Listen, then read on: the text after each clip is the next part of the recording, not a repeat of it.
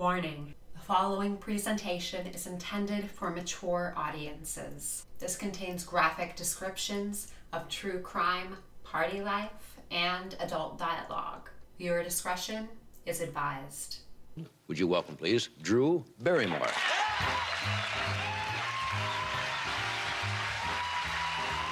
Hi, I'm Cora. People have always compared me with Drew Barrymore. I don't know if it's our rounded features, our European ancestry, our slight bucked teeth, or the way we sometimes talk out of the sides of our mouths. I have no idea, whatever, but that constant comparison throughout my childhood always left me feeling a kind of kinship with Drew. So, Drew published this book, Little Girl Lost, back in 1989. She was 14 years old. It is now out of print.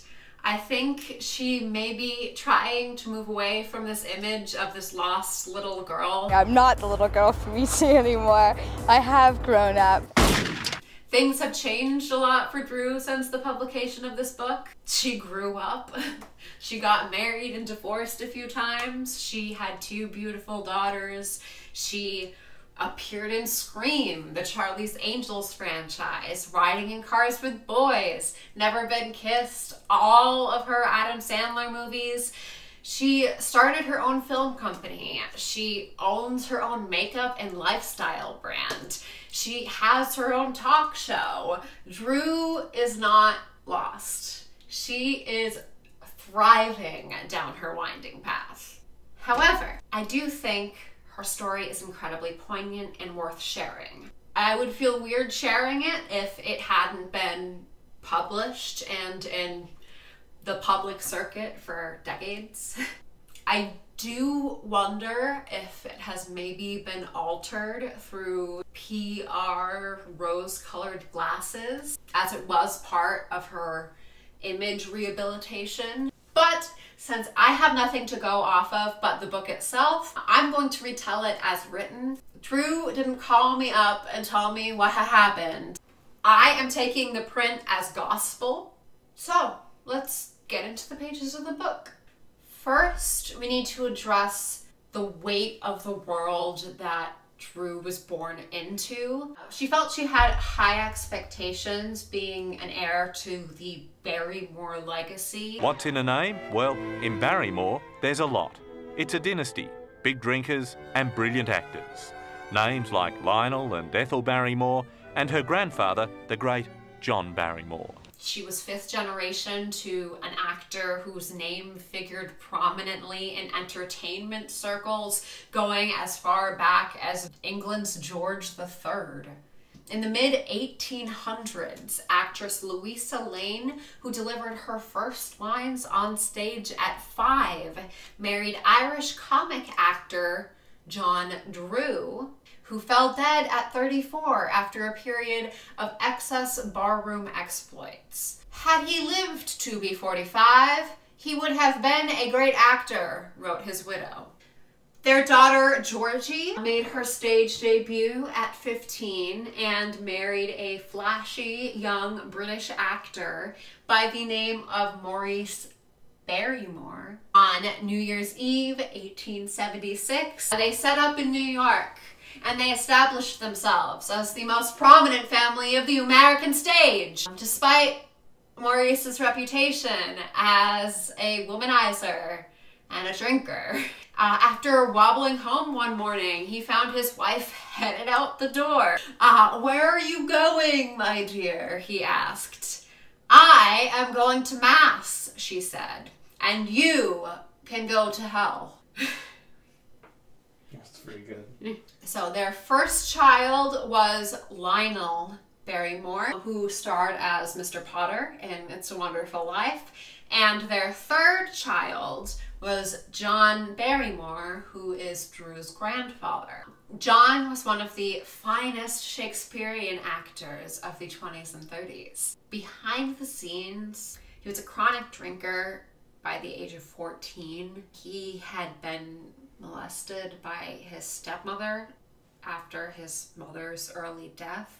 He had a string of 4 divorces that he referred to as bus accidents. He drank himself to death at the age of 60. Apparently when my grandfather passed away, Errol Flynn and W.C. Fields stole his body from the morgue and threw a big party, and they propped him up on a couch and put like sunglasses and a hat on him, and everybody like partied and drank around them, and you know, they were like hardcore livers. That is hardcore. Are you seeing a pattern? The drinking? The Barrymore family. The acting and the drinking. She felt like she had a lot to live up to, but I'm just getting acting and drinking. My whole family was definitely, they were all drinkers, and they abused it. And they say it's hereditary, and I'm sure it is because I have a long list of it. Aunt Diana Barrymore admitted her own history of self-destructive hunger for booze and drugs in her own 1957 memoir, bestseller, Too Much Too Soon. Drew's own father, John Drew Barrymore, was only 10 when his father, John, died.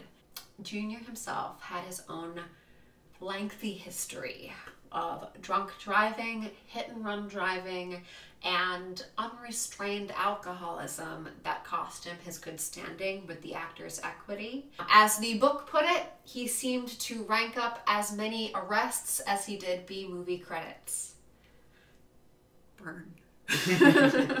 Mom, Jade, and father, John, had dated for a few years, but were apart by the time their daughter was born. They had met on a set and hit it off at the Troubadour nightclub. Their romance blossomed, and they began living together on the outskirts of West Hollywood and soon married. Jade was John's 3rd wife, and like those that came before her, she thought she could rehabilitate her husband and persuade him to enter treatment or go to therapy. Oh, honey. However, she just became a doormat for his abuse. John thought a baby would maybe mend the troubles in the relationship, but shocker, it didn't. He was unable to handle the pressure of Jade's pregnancy, and it showed in his anger. He would rage at her all the time. Then one night, he went berserk and beat her up. He hit her, kicked her in the stomach, and was trying to kill the unborn Drew. Someone heard Jade's cries and helped her to the hospital. When she announced that she was leaving, between drinks, he told her, "If you hurt me by leaving, I'm going to hurt you back by making sure that your child's life is miserable." My own mother had to kick my father out because he was a drug addict. And, you know, you can't believe as a kid that your father would rather choose drugs than be a father. And so, of course, I resented my mother. And really, when you get older, you sort of start to forgive that person because you realize that was a very brave decision. And it was for the sake of her child, so that they would have a better chance of survival. So, that out of the way, Drew was born on February 22nd, 1975 in Culver City, California. Drew's name had been picked out months earlier. Girl or boy, the baby was going to be called Drew Barrymore. Drew was an androgynous name, Jade thought, and the name was good and strong, simple, respected without sounding trendy. Super progressive of Jade, and I love that for her. The two of them moved into a one-bedroom in West Hollywood, and by the time Drew was 11 months old, all of Jade's friends were suggesting that, you know, why don't you try and get this baby into some commercials? That's a commercial-looking baby. So a friend sent a picture of Drew to an agent, and that agent came to Jade, who turned her down. The agent refused to take no for an answer and managed to change her mind after a lengthy phone conversation. But Jade was cynical about the whole profession because she hadn't come up with much financial success. At her first audition, a dog bit Baby Drew. Baby Drew threw her head back and laughed, and everyone was charmed out of their minds. They both have special nutritional needs. That's why a baby should have his very own baby food, and why a puppy should have his very own puppy food. She landed the commercial and did a few small, fun parts on projects that her mom's friends were working on, and they needed a well-behaved baby for her. So the first memory that Drew has of her father, she was 3 and standing in the kitchen with her mom when the door swung open and she yelled, "Daddy," even though she didn't know what he looked like. She knew that it was him. In a blur of anger, he roared into the room, threw her mom on the ground, then turned to Drew and threw her into a wall. He turned and grabbed a bottle of tequila, shattered a bunch of glasses all over the floor, and then stormed out of the house. Drew didn't want to be famous. She just wanted to be loved. She grew up as an only child with a single working mother and was left feeling abandoned and starved for attention. Part of it was the fact that I didn't have a dad. I felt like my mom was abandoning me because she was always off at work. She had an absent father and had only seen him a handful of times. A friend once asked why he didn't live with her and her mom, and she replied, "Because when he's here, he beats the living daylights out of us." Fair, Drew. Drew had 3 siblings from her father, 2 half-sisters that she hadn't met at the time of publishing, and a half-brother, John III, who was 20 years older than Drew. John, number 3, would ask baby Drew for money, which she would make when she was selling fruit out of a wagon in her backyard for 10 and 25 cents each. He used that money for drugs. Once Drew's mom wised up to what he was doing when Drew was about 6, he wasn't allowed around anymore. When she was 4, she begged her mom to try acting for real.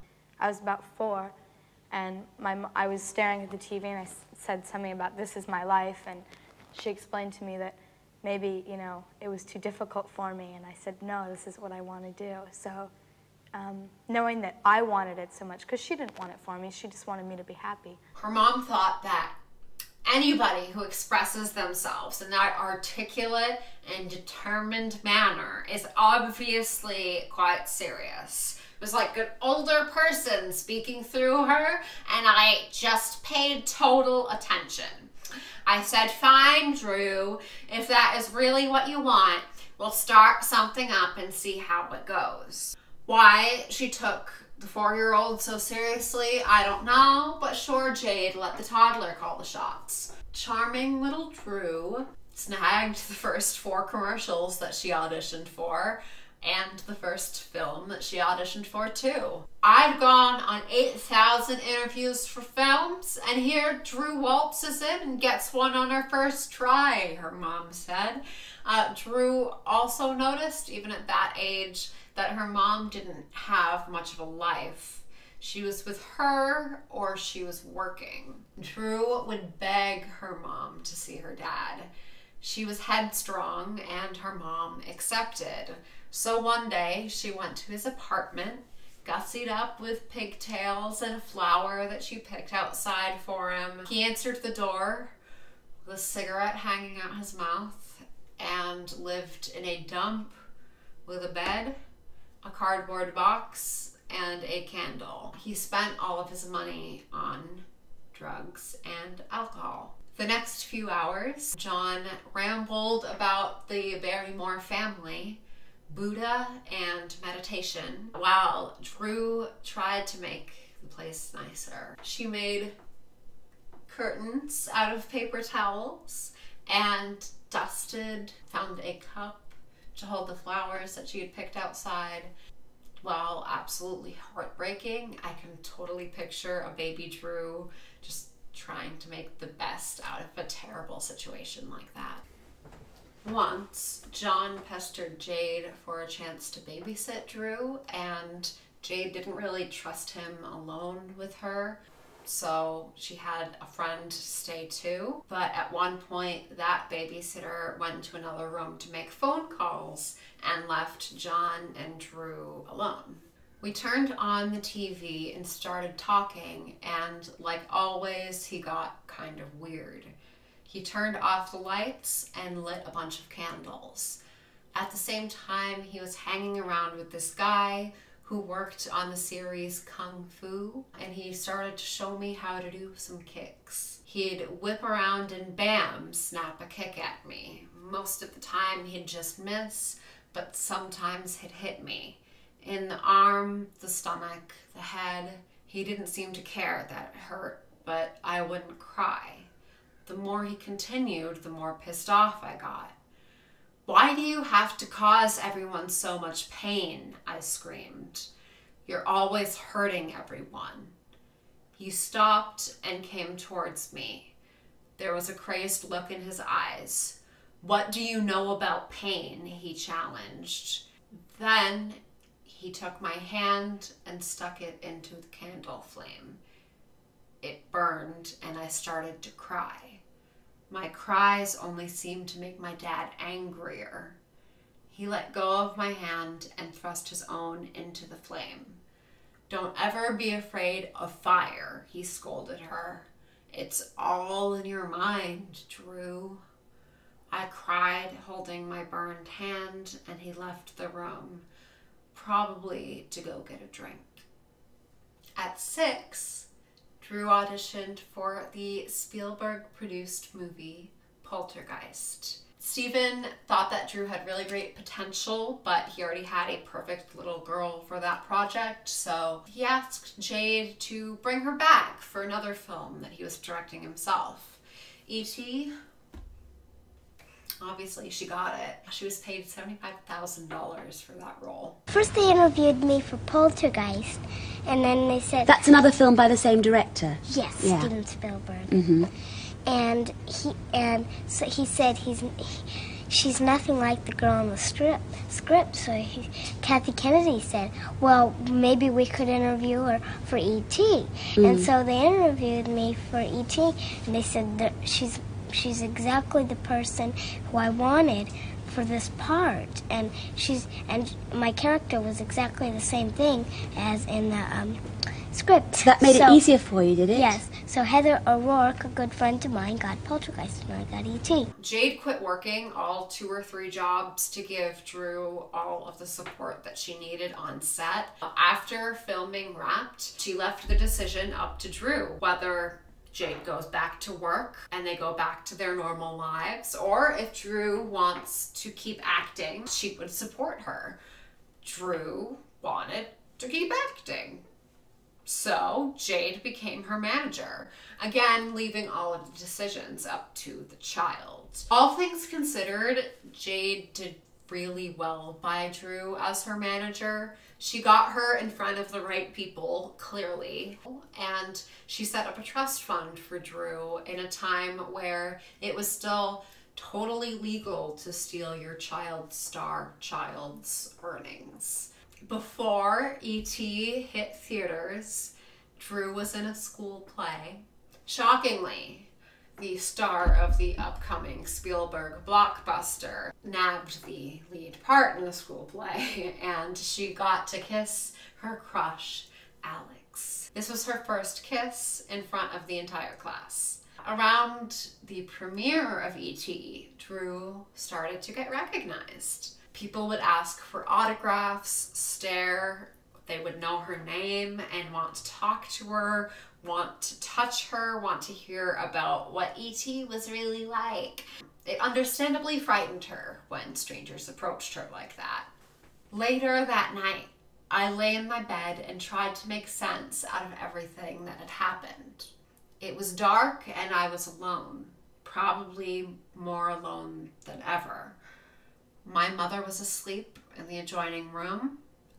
As I lay there, listening to the silence and feeling overwhelmed by the commotion, I came to the obvious conclusion that suddenly my life was going to change. Reporters ate her up when they realized that she was part of the Hollywood Barrymore family. Well, I know that acting is in your blood, isn't it? Because your grandfather was John Barrymore, the famous Hollywood movie star. When did you get your first part as an actress? Well, I first started working when I was 11 months old on a puppy commercial. And then I did my first movie when I was 3.5 years old. So you enjoyed making the movie. Are you going to make some more motion pictures? Is that what you'd like to do? You come from a very famous acting family, of course. You know that, don't you? Mm-hmm. Yeah. Your grandfather would be the great John Barrymore, right? Yeah. Did you ever see any of his pictures at all? Yeah, one, but I didn't like one. They'd ask Drew what she thought of her grandparents. She had never met them. She just answered that they were great and that she hoped that she'd accomplish as much as them someday, which is an extremely naive answer, but very cute nonetheless. She told reporters that she saw her father on occasion, which was very generous. The pressure of being a Barrymore was something she only realized in retrospect when writing the book. As a child, her parents didn't really tell her much about her legacy. She just knew that her grandpa was an actor, but it wasn't until she was introduced into the whole Hollywood scene that she began to hear wild stories of her grandfather's drinking at upscale events, no less, and told in pride. She was disgusted by this because it reminded her of her own father's drinking. And they were respected and they were talented, and, you know, and they drank. But I didn't understand that when I was little. My name was just my last name, and I was explained many times that my family was a very big acting family and the Shakespearean theater, but I never really understood. And then as I got older, my mother would show me more work of my family. It was also tough because when I was younger, I always thought that people expected me to be as good as they were, and you can't. I mean, they're an extraordinary acting family with a talent all of their own, and I never wanted to compete with that. I just learned that I just wanted them to be proud of me. In this section, Drew also remembers her mom's friend Johnny hanging around a hotel room with them, talking about how he wished he had speed. Drew asked her mom, "What's speed?" And Jade told her it was something bad for her. Johnny continued asking for it until he finally got too weird to be around, and Jade asked him to leave. Well, because sometimes, sometimes when you first meet people, you kind of get scared sometimes. Well, how do you like spending a lot of time with grown-ups? Well, I feel the same way. Well, at first, if my mom goes out to dinner and she brings her friends along like a grown-up, she starts talking to them and leaves me out. And then I feel left out, so I have to sit and eat my dinner. Drew started going to endless parties, interviews, photo shoots, and personal appearances. I've been waiting all my life to meet you, and I finally... Of your whole life. Drew Barrymore, E.T.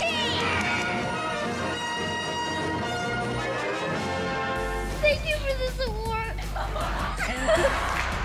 I appreciate it very much. This is my first award. Steven Spielberg describes her to reporters as this perfect 7-year-old girl going on a mature 29. She becomes the youngest ever SNL host.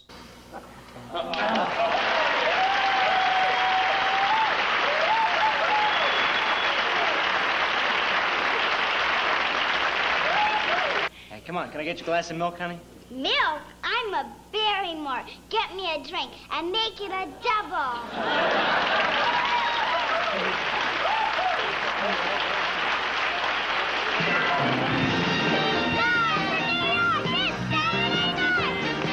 Then she returned home and went back to her first grade class at Fountain Day School. She felt like a total weirdo, and kids would single her out constantly, asking her questions, and if she didn't answer every single one of them, then they would call her a snob. She really just wanted to fit in and get along with her peers, but it was clear that fame set her apart from them. I mean, can you imagine little, like, I just hosted SNL, Drew sitting next to another random 7-year-old, like they're not on the same field. But Drew still felt that there was nothing special about her. She was going through these typical daddy issues because her dad didn't give her the amount of love that she needed, and yet she was on this weird pedestal to all of America. One day, her parents arranged a pickup and John showed up late and drunk. He goes, "So how's the so-called movie star? Haven't caught your flick yet." And then, "Hey Drew, you want to get me an autograph too? How about putting it on a check?" He was incredibly out of it, and Drew lifted his cigarettes out of his pocket and started writing on each of them. Things like, "You're an asshole, and I hope you die from cigarettes, and you're going to die really soon." All sorts of really horrible stuff. When he finally was like, "Where's my smokes?" she threw them in his face and said, "Here's to all the horrible things you ever said to me, to all the times you've ever cut me down, made me feel like a useless piece of garbage. Your goddamn drinking and drug use makes me sick, and I want you out of my life." Imagine a 7-year-old saying that. This 7-year-old. She then kicked a chair at him and walked out of the room. And that was the last time she had seen him, at least at the time of the book. Drew's next role was Irreconcilable Differences with Ryan O'Neal and Shelley Long. The character Drew played was incredibly close to home, a little girl divorcing her parents. Filming was a little bit less fun, with it being a lot of arguing between the producers and director, and 30 to 40 takes for everything. Drew nearly quit acting after the 3-month-long production. And it's just wild. This 8-year-old is now disillusioned with her career, one that she had relied on to escape her everyday problems. Drew and her mom moved to Sherman Oaks, where Drew enrolled to the progressive, small private school, Westland School, where her celebrity led her to merciful scrutiny. She also dealt with professional rejection. She didn't land Annie, but she did land Firestarter. So she left school and went to North Carolina for filming. The shooting schedule was particularly grueling for Drew because she was in nearly every scene. Work began when the sun went down and continued late into the night, and Drew would sleep early afternoon and then attend 3 hours of school on set beforehand. She loved the friends that she met on the Firestarter set. Before Firestarter premiere, Drew spent 2 weeks in Bangor, Maine with Stephen King and his family. She spent time with him and his kids. Stephen made her French toast and told her ghost stories. I want Stephen King to make me French toast and tell me ghost stories. It's probably in the middle of his coke days, right? Yeah, I don't know if Stephen King's house is the best place to hang out around that time period, but I still want him to make me French toast and tell me ghost stories. On set, she would talk to him for hours about things as ordinary as who makes the best hamburgers. Drew also became close to her stand-in on set, Jennifer Ward, friend her age for once. At the wrap party, Drew approached some crew guys who were gobbling up appetizers and drinking champagne. Drew goes, "I bet I can down 2 of those glasses." She hadn't had anything alcoholic before, and she'd been to enough parties to notice that most everyone drank, and when they were drinking, they seemed to be having a great time. The guys shrug, and one fills a glass and hands it to her. "Down it, champ." She did, and in 2 swallows. He refilled her glass, and upon drinking the second glass, Drew passed out. Her mom rushes over, asks what happened, and Drew's like, "I think I had a little champagne." Jade goes, "Well, stay away from that."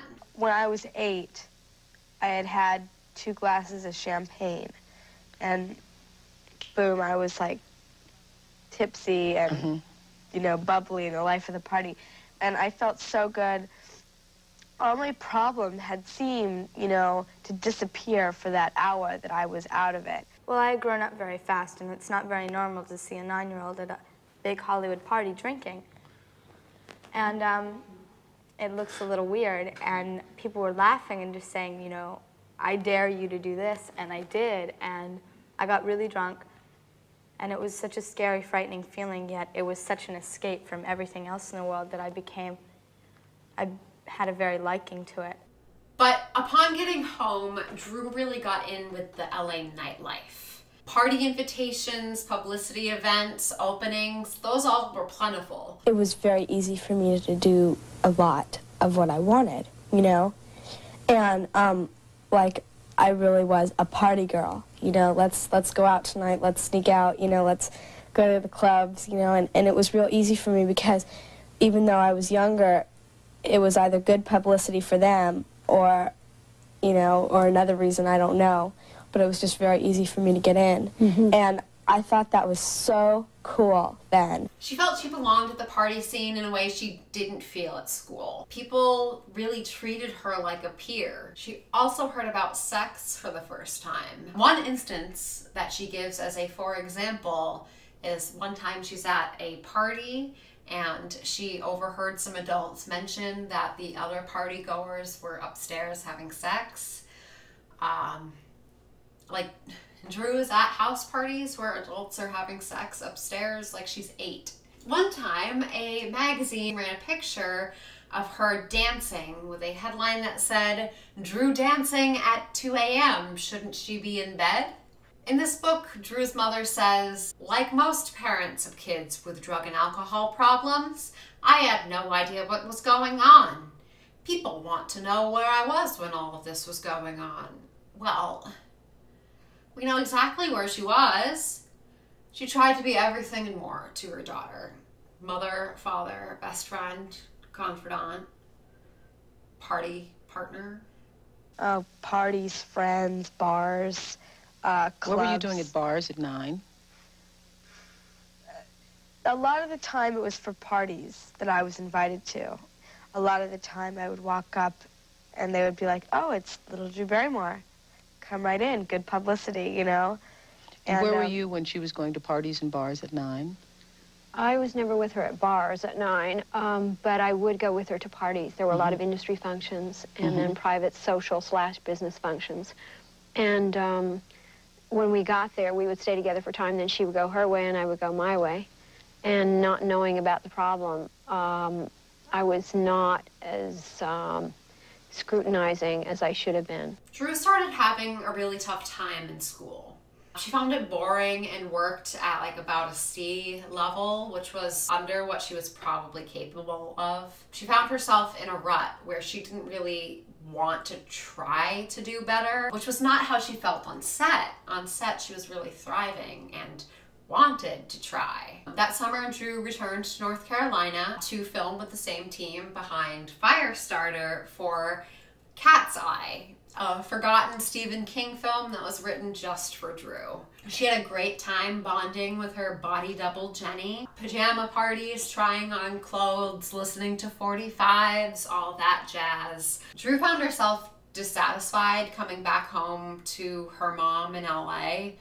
because that's boring. That's not friends all the time constantly. In 4th grade, it became clear that Drew was falling behind. Her teacher even called her stupid in front of the class and warned her that she was headed towards failure and he didn't think that there was anything he could do to help.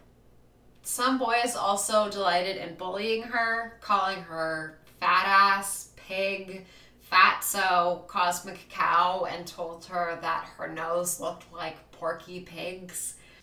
At first, I really didn't know the difference. I was like 6 years old, hanging out with a bunch of 25-year-olds. I liked being around older people. I felt like I could relate to them better. Why? Just because they were more experienced. You know, I didn't want to go off and play Barbies. I wanted to go out to a club and dance. Also, adults, when she worked, were very accepting of her. Right. They were never critical. And when she would come back to school and try to assimilate and just try to be like all the other kids, there was a group of kids that would really stick it to her. Very resentful, tell her she was fat, she was a cow, she was ugly. I mean, this was day after day after day after day. And after 6 hours, 5 days a week of getting non-stop, you know, put downs, I didn't want to come home and discuss more of it, you know. I just wanted to try and forget about it. To escape this, Drew begged her mom for more parties, and Jade wanted to stay home, so this led to numerous fights and more parties it was. Making faces at you. Right. You're not making this very easy. About you. I can't believe the tape is running. Drew was treated like a novelty, where people would pat her head and tell her she was cute. One day she'd be struggling with a vocab word or a math problem, and that night she'd be twirling on the dance floor with Jack Nicholson or Cher, which cannot compare to school. At 9, Mom's best friend's daughter, Gigi, came over, and while their moms were in the kitchen, you know, dishing the hot goss, Drew and Gigi went to Drew's room, where each of the girls revealed to each other that they had stolen a pack of cigarettes from their mothers. They locked themselves in the bathroom. Each smoked the entire pack within the hour. Each. The entire pack. They brushed their teeth, washed their hands and faces, and smelled each other's breath. It worked somehow, and the moms didn't notice. Drew got her first boyfriend, some classmate named Brecken, which is an awful name. They made out constantly, which is super weird. She goes, "I can't kiss a guy without at some point thinking of Brecken. Really, he was the best kisser. Why? Because I trained him." All right, Drew. At Rob Lowe's 20th birthday party, Drew and Gigi snagged some beers and chugged them in the bathroom. Then, Drew took a swig of Emilio Estevez's beer, and he didn't seem to care. When she started to flirt with him and told him she never slow danced with anyone before, he offered to take her. When the song finished, he patted her on the rump and she sat down. After she made out with Micah, Rob Lowe's 12-year-old stepbrother. Her mom started to catch on with the cigarettes, but every time she would be grounded, then some party or event would come up, and Drew Barrymore was expected to attend, so then she wouldn't be grounded anymore. So the rules really didn't apply to her. You grow up so fast and you're in these like adult jobs, and yet you're not an adult, but you're like hanging out with other kids sometimes and working with them, but your peers aren't kids. And yes. And what your responsibilities are and what you have access to. And yes, definitely. Like you're the one paying the rent, so it's like really weird. I always rebelled against authority because like deep down inside I was like, I'm paying the rent around here. Jade thought that because she was there, she could have some measure of control over Drew at these parties. She also thought that Drew looked adorable in mini skirts, black lace, high heels, heavy makeup, and perfume.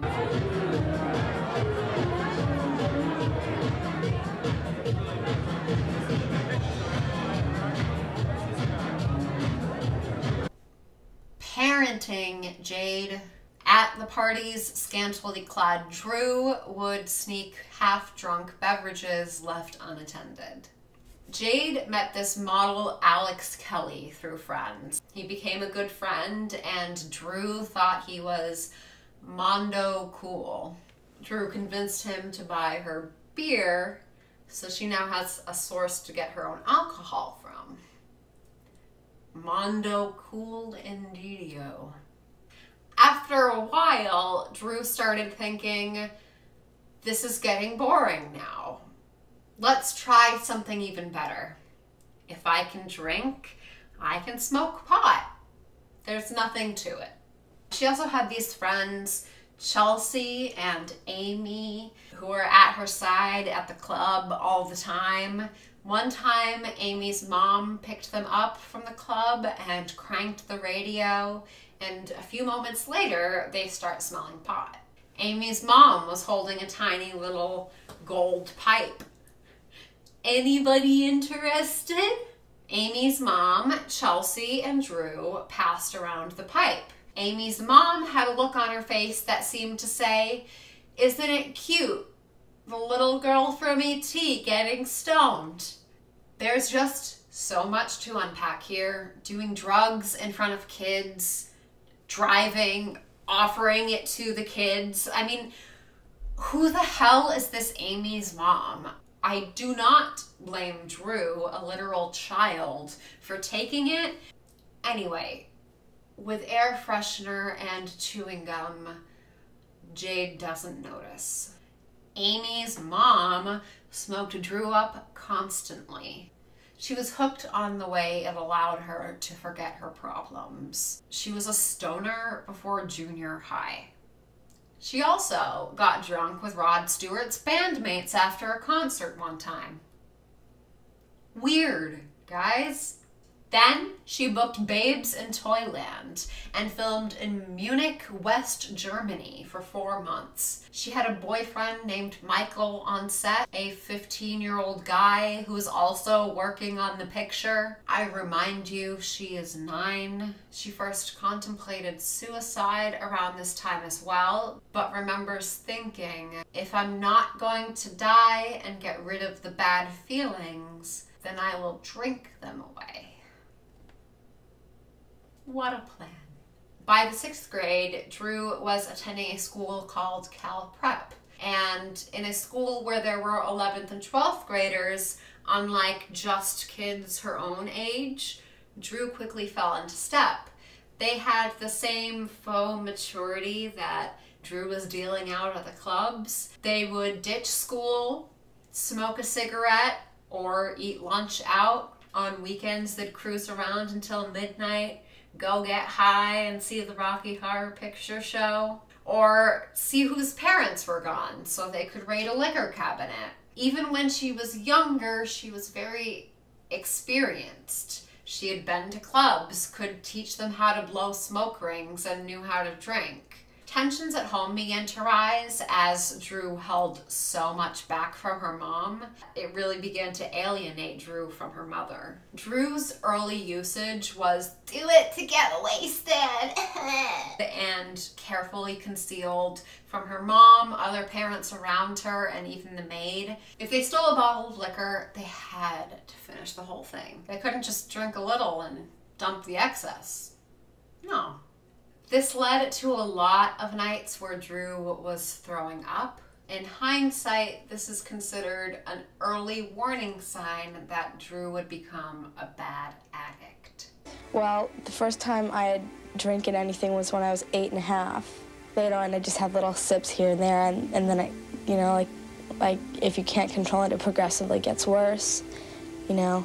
And unfortunately, I was one of those people. When Jade caught on that Drew had been smoking pot, due to the maid smelling it. Drew said it was one little puff, and Jade told her to stay away from that. Jade is just not pushing any further. There was a darkness to this relationship as well. Once Drew set her off with some snide comment that she doesn't specify in the book, and it caused Jade to call Drew a loser, an asshole, a bitch. Drew slapped her mother and was then grounded for 2 weeks. If I slapped my mom at 10 years old, I wouldn't have, but if I did, I would be in a hell of a lot more trouble than that. Drew's self-esteem really sucked. She thought that she was fat and ugly, and it's very relatable, honestly. I did at that age too. At least I didn't have those years broadcast to the entire world. I never looked in the mirror and thought I was beautiful. I always had the lowest self-esteem of anybody I knew. And So you'd look in the mirror and think what? that I was overweight, that I had a round face, my eyes weren't good enough, my hair wasn't good enough, my legs were too short, my waist was too big, my feet were too big, my teeth weren't straight enough. I mean, just every little detail wasn't right. Then Drew got cast in See You in the Morning, a drama about the effects of divorce on children. It would film for 4 months in New York, but Drew was already over the business. Who cares about a stupid movie? Underlying her complaint was a fear of being cut off of what was now a full-blown addiction.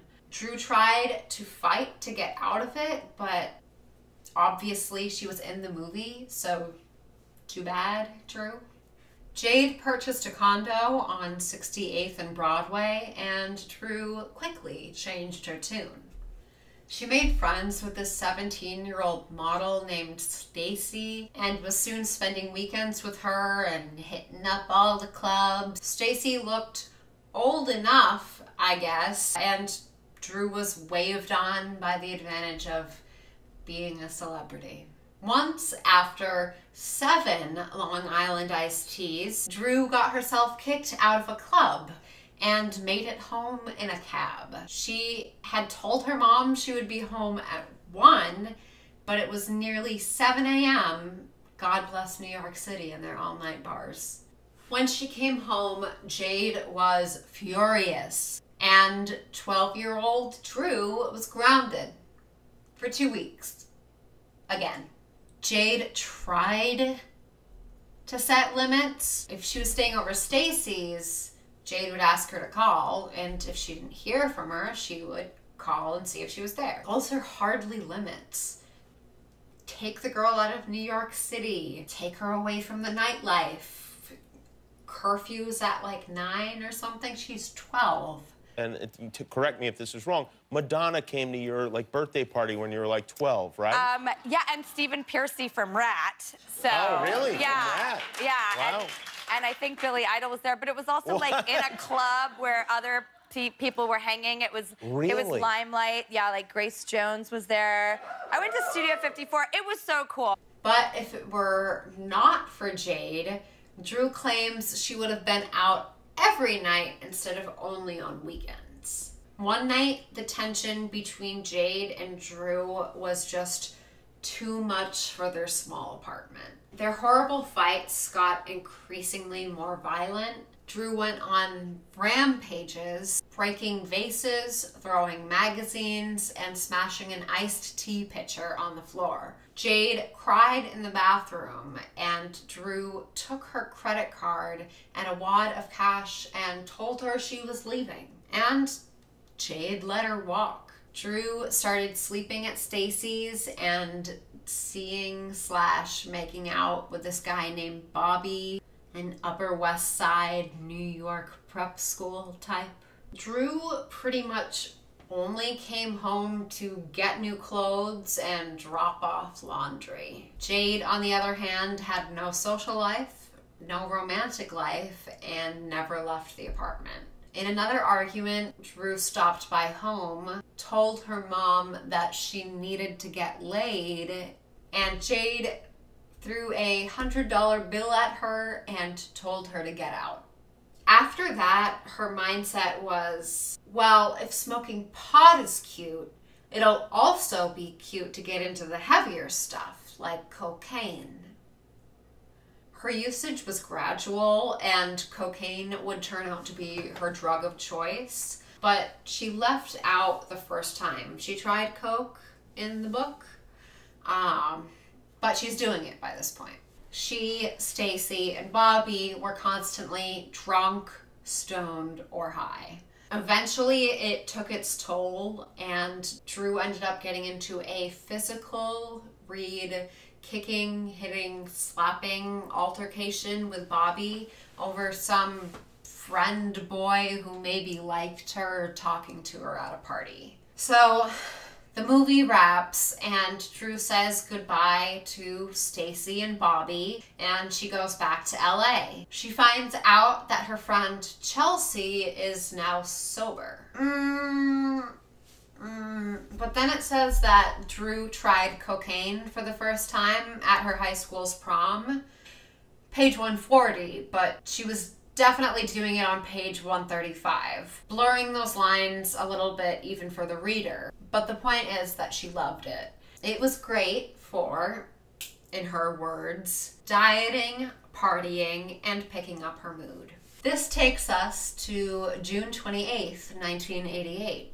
I know it matters because it's the first time in this book that we've gotten a specific date. At midnight, Drew calls home and tells Jade, I want you out. I don't think you're treating me fairly, and so I want you to sleep somewhere else tonight. As if this middle schooler has that kind of power over her mother. But celebutante Drew believed that she did. After telling off her mother, she felt free to go get as drunk as possible. Drew figured it didn't matter what condition she came home in. No one was home. She went to a drive-in movie theater and she had 12 or 13 beers, you know, one for each year she had been around the sun.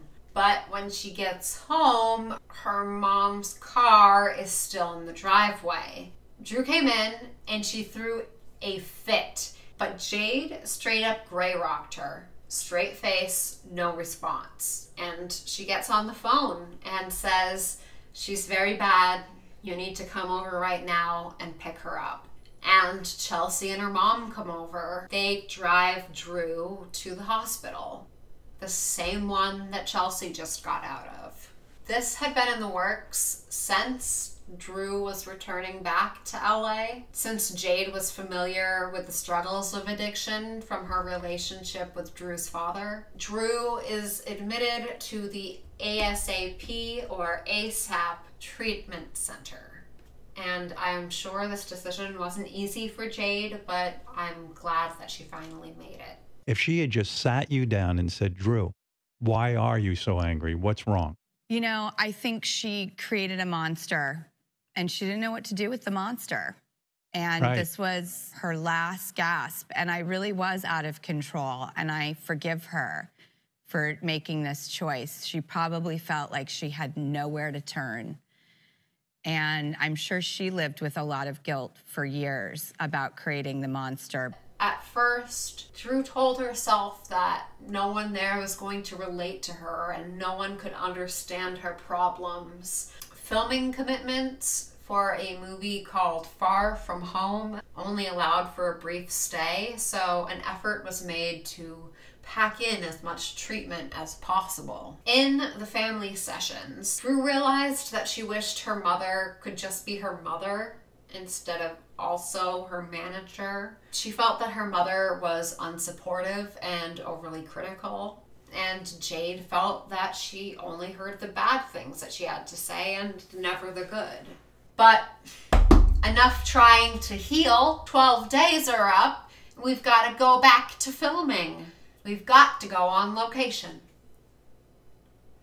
In an unusual move for an unusual patient, ASAP arranges to have a tech named Diane travel with Drew and function as a sober friend and confidant. Far From Home shot in Nevada, and once they hit Carson City, sobriety got tough for Drew. A crew member coaxed her into throwing some dice at the casino, and it quickly turned into Drew turning $20 into $200 and then blowing it all at the roulette table. But she had a ton of fun. After that, though, she had a good talk with Diane and realized how quickly she might be able to fall back into those partying ways. September 5th. The movie wraps and Drew goes back to ASAP Hospital. But Drew was really annoyed by this. She hadn't let up on her sobriety, so why was she being punished? She didn't feel like she should have to do that. And I hated it at first. I had nothing but freedom up until that point. Dancing on tables at Helena's and Studio 54 and Limelight and every club on the planet and partying it up, doing whatever I wanted whenever I wanted, and all of a sudden it was, you have no freedom, you will figure out your life, and you have the best insurance policy ever, so you're staying here until we tell you. But she had been hanging around people who were drinking and doing drugs, which, as she later learned, is considered dry time, not sobriety. September 12th. Against medical advice, Drew flies to New York with her mother to loop dialogue for the movie See You in the Morning, which she was contractually obligated to do, and audition for a play, which she was not contractually obligated to do. Jade didn't think it would be a big deal. I mean, they'd be back in the hospital in a week, and they'd just done it. Though Drew was a very unusual patient, she was still very much a patient. One being flown across the country against medical advice. September 15th, Drew goes out with Stacy. She's offered Coke, which she declines at first, but then her friends are insisting and Drew starts to cry. Sobriety is hard. She looks at her watch and blows it right there. 12:37, she does 2 lines, blowing 78 days sober. Right after she did it, she starts babbling that the hospital's gonna know that she had messed up her sobriety. When she checks in, they're gonna check her urine. So, as long as they're gonna know, why not do some more? Why not do some more? Why not do some more?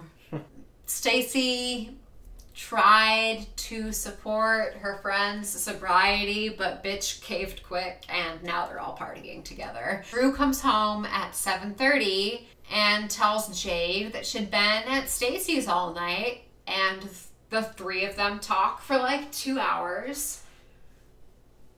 And Jade does not pick up on the relapse. She's been out all night with Stacy. Fucking Stacy. No good to Stacy. Your coked out 12-year-old comes home 7:30 a.m. and is babbling at you for 2 hours. And you don't pick up on the relapse? Jade does not pick up on the relapse. So later that day, Drew takes Jade's credit card to return a purse that she bought the day before. And the 2 of them, Drew and Stacy, hatch a plan. They head to LaGuardia Airport and buy 2 tickets to LA. Drew tells the woman behind the counter that she has a meeting in LA. And obviously she's a celebrity, so this is kind of believable. So despite the rules about not usually letting minors swipe their parents' credit cards to go on unplanned trips, they let it happen. Since that worked, they booked 2 tickets to Hawaii while still standing there at the counter. Drew calls her mom and tells her that she's going to dinner with Stacy. It's the 80s, so it's not like her mom can check up on the credit card statements online. During a stopover in St. Louis en route to LA, she calls her mom again and asks if she can please come home the next day because she's having so much fun with Stacy. And Jade's like, sure, 2 p.m. tomorrow?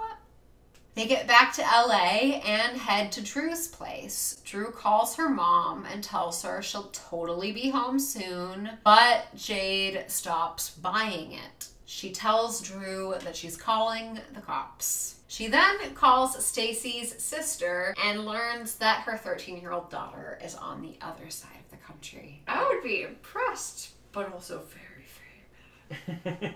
Drew and Stacy get dressed in fancy clothes and hurl some clothes from the closet into some bags and take the spare key to Jade's BMW. They sleep a bit and then score some coke at a friend's place the next morning. Despite being only 13, Drew touted herself as a good driver, but she had had too much coke at this point. She dented 2 cars while trying to parallel park.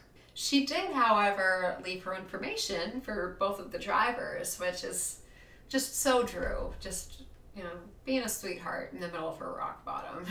They then head to go shopping at Ventura Boulevard, where they then learn that the card has been reported stolen. They head back to Drew's place and decide to do coke until it's time to go to Hawaii. Their plan is busted when 2 private agents enter the home. Jade had hired them to bring Drew back to ASAP Treatment Center. Drew was pulled from the home in handcuffs. Upon returning to the treatment center, she fesses up right away and tells her rehab friends that she was now only about 20 minutes sober. She was ashamed of herself after the disappointed response that she got. Downhill cycle that you just get caught up into, and either you make it out or you don't, and it's very scary. And you went for the treatment, but that you had setbacks, and you did some crazy things when you came out of treatment. Yeah, I did. At first I was clean, but I was off drugs, but I still had the same behavior and was still doing the same things. And that's when I really got clean, when I realized I just wasn't doing it right. Later that night, she threw a temper tantrum so great that it took four techs to wrestle her to the ground. Restraints not commonly used were used for Drew. My mom put me in a place that was like a full psychiatric ward. I was just like a little spa vacation for 30 days, like in Malibu, was sort of the opposite of the experience I had. I was in a place for 1.5 years called Van Nuys Psychiatric.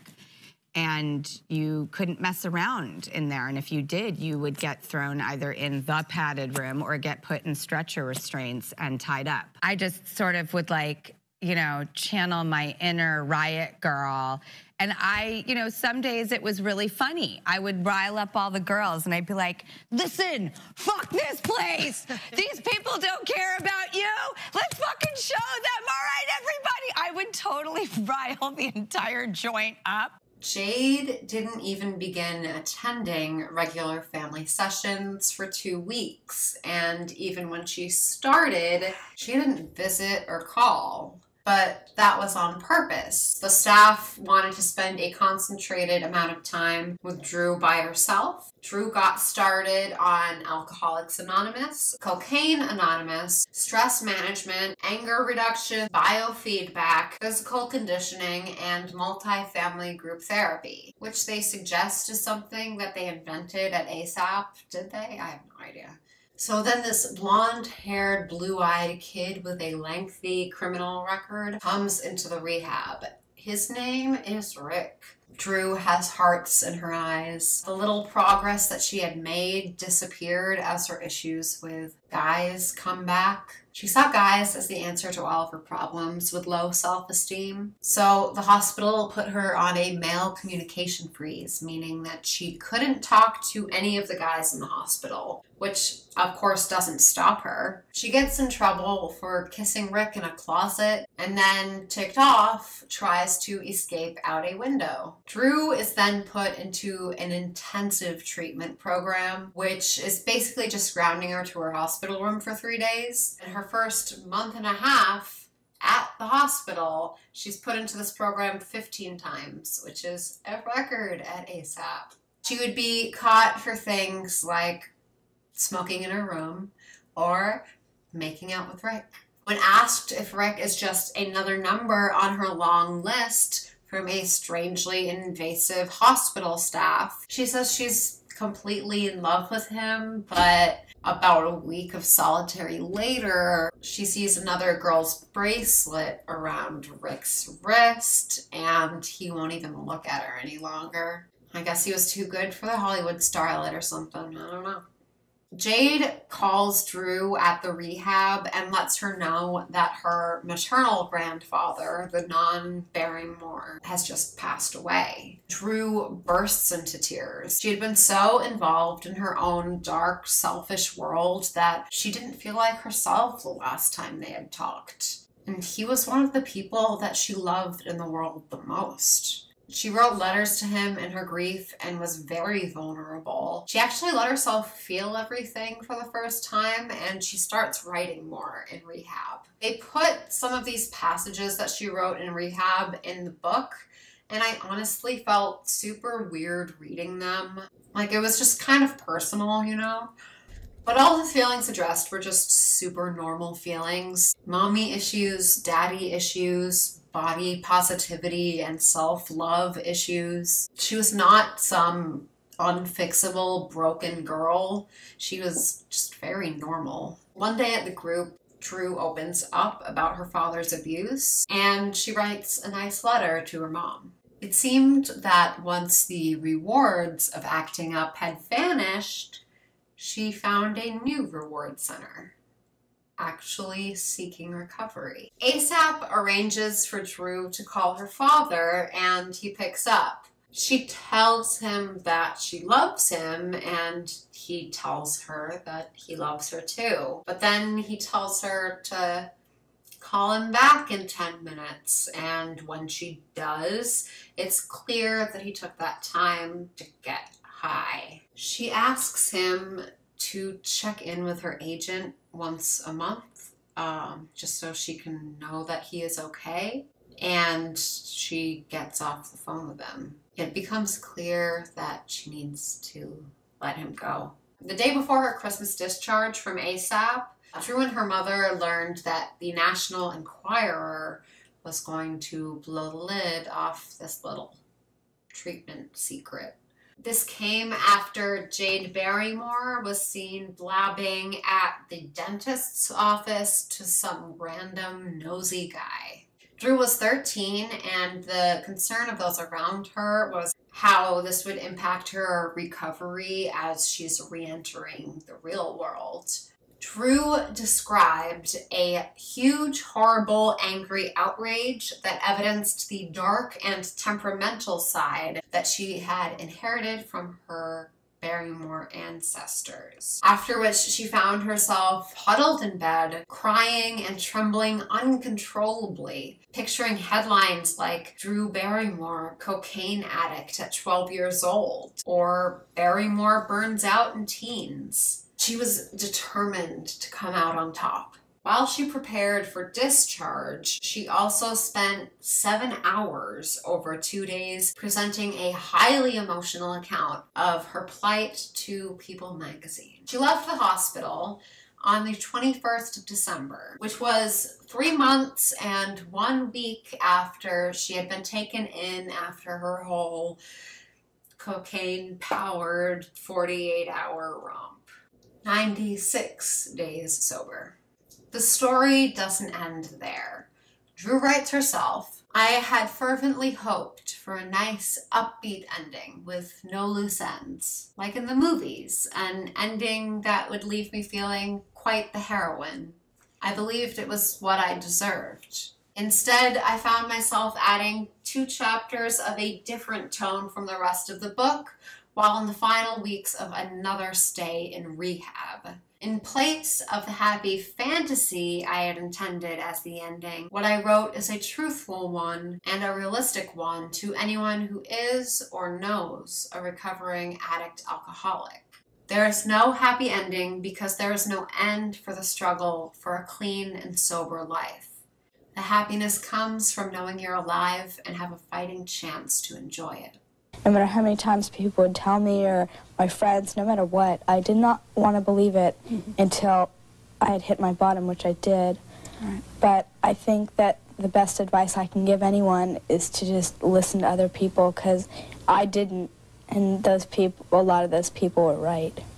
Fresh out of rehab, Drew filmed an ABC after-school special titled Getting Straight, a drama about teenage drug use, starring her, Tatum O'Neal, and Corey Feldman, shot at the same ASAP hospital that she had just left.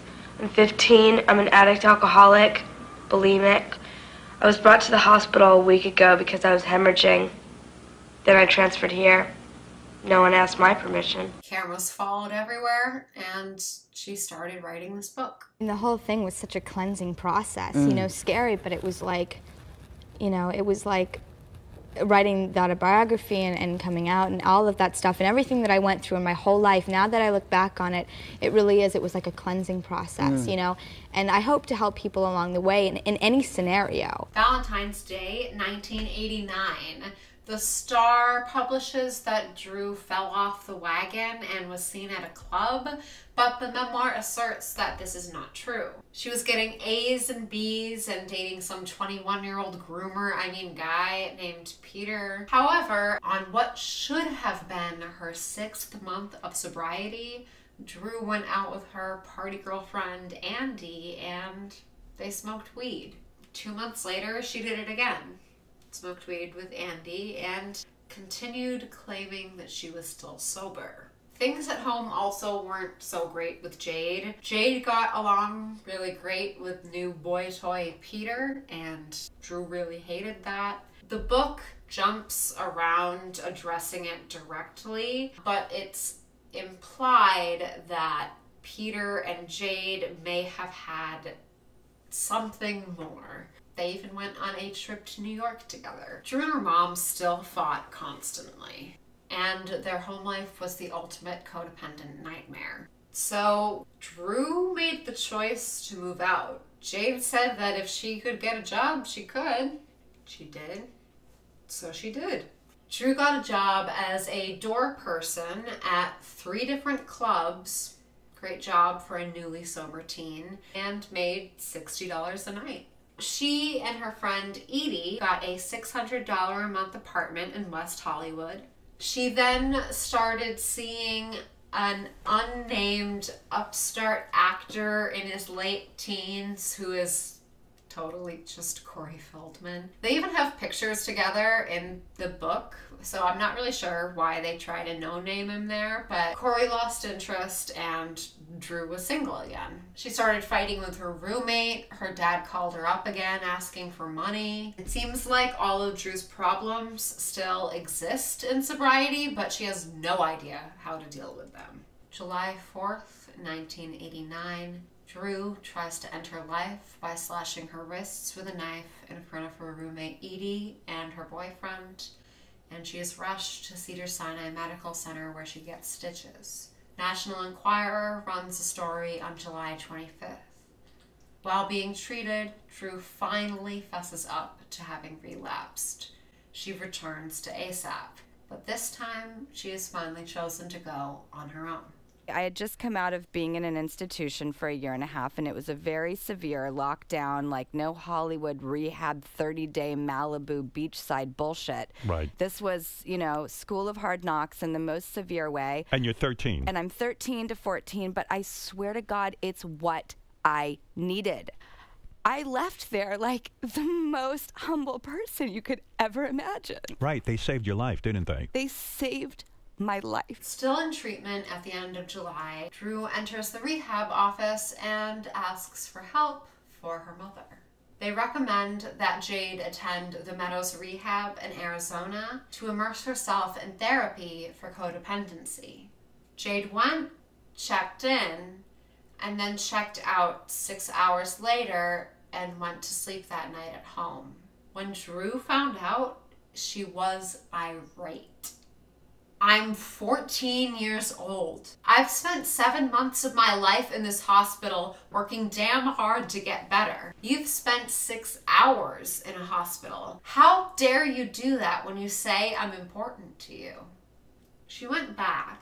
Jade realized it was what she had to do in order to have a healthy relationship with her daughter. But during that time, Drew started to realize that Jade had never been a mother to her in the normal sense. They'd been more like best friends. Jade acknowledges that she'd never learned how to be a parent. She had never had a situation where she could have picked up the tools to have a healthy relationship with anybody, let alone her own child. She claimed that she was working on acquiring the tools and that she was finally done in her healing when she was dictating to ghostwriter Todd Gold, but I cast doubt on that one. She did take her first drink at 9, and she did have Coke when she was about 11 or 12, and she did have some drinks with the people at her school, because they were all doing it. The whole school was doing it. Really? Yeah. But the thing is, it is a success story because we both went to rehabs and everything improved and got better. And even though Hollywood said she was washed up after that, because she went out for auditions and everybody said, Drew, go away, nobody wants you anymore. That was pretty grim. It was very hard on both of us. And she said, Mom, I'm just going to keep trying. Eventually they'll accept me back. And they did. And now things are really good. For a long time it was difficult, but then things started rolling and rolling and rolling, and through everything things started to really get back on track, and now I've done 4 films in a row, and it's just been crazy, but it's great. But there was a time where it was really difficult. When I would walk in there, they sort of looked at me like, yes, like, what are you gonna do for us? And very mean and cold. And then there were very supportive people who were very welcoming and warm to me, but there were definitely people who looked at me like, who do you think you are, and don't you know what a privilege it is to be reading for us? And I took everything with a grain of salt, and I'm really diehard ambition, so that's why I got back on track. The story concludes with Drew, 14 years old, newly sober again, and hoping to have a happy life. Left unaddressed is how Drew's relationship with Jade really turned out. Her moving out of her apartment with her mother in West Hollywood to go live with Edie wasn't just by Jade's permission. That happened after Drew was granted legal emancipation from her mother. She stood in a court to make that happen, and a judge ruled in her favor, as Jade was also in full support of the decision. I can't believe the book just glossed over that one. While they are barely on speaking terms today, Drew still takes care of her financially. I still support her. I must know that she is taken care of, or I simply cannot function. Are you talking to her now? Yep, we texted this morning. Wow. No kidding. Yep. Good Lord. I'm really glad there is healing there. And we have spent our whole lives trying to figure things out. I said to my own daughter, you know, she was like, something came up and I said, I'm not your friend. I'll never be your friend. I'm your mother. And I had a mother who was a friend, and we're not going to do that. I raised my girls so much more traditionally and quietly and very protectively, and it's such an antithesis to my upbringing. But I can't have her feel bad anymore. I'm sure she's already beat the crap out of herself for having a daughter who wouldn't speak to her. I mean, the pain that I went through from that, I felt so guilty denying my mom access to me. It felt like I was cutting off the source of life. It was as hard of a feeling as I've ever experienced, definitely the worst pain I've ever known. And I just thought, I have to let this go. Like, what is this doing for either of us? I think she's old enough now to be in a different place in her life. And I know the changes that I've made and how long they took. I know that's possible for people. So why not her too? Drew's dad died in 2004. Things clearly have changed for Drew. Homegirl is 46, and this book came out 3 decades ago. She drinks wine. She owned a wine label. She split a joint with Cameron Diaz on the beach. Invite me next time. She's also close enough to Courtney Love to have been named Frances Bean Cobain's godmother, and you can't convince me that Courtney was ever really sober in the 90s. My hunch is that Drew has kind of walked away from the image of this book because she doesn't want to be criticized for living a not sober life after such a publicized struggle with addiction.